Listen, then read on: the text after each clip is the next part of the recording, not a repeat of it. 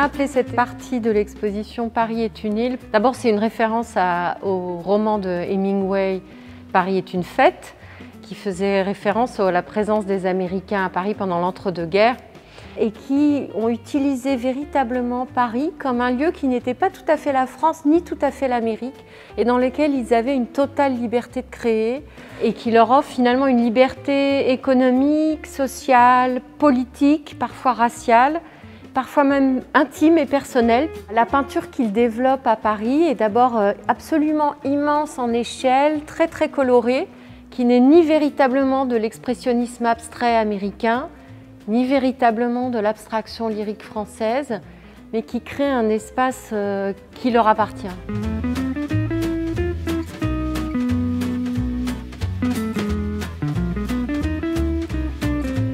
Dans cette œuvre de Joan Mitchell, qui s'appelle La Fontaine, quand on regarde de prime abord l'œuvre, on a vraiment l'impression qu'on ne voit rien, des giclures de couleurs très énergiques.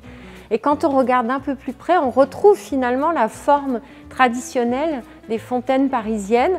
Et puis par ailleurs, elle a inscrit sur la toile La Fontaine, le laboureur et ses enfants, qui est l'une des fables à laquelle elle fait secrètement référence dans le tableau. Je crois que cette exposition, en ce moment de réouverture des musées, donne un sentiment d'espace, de liberté et de couleur qui ouvre l'esprit. Donc je vous encourage à venir la voir.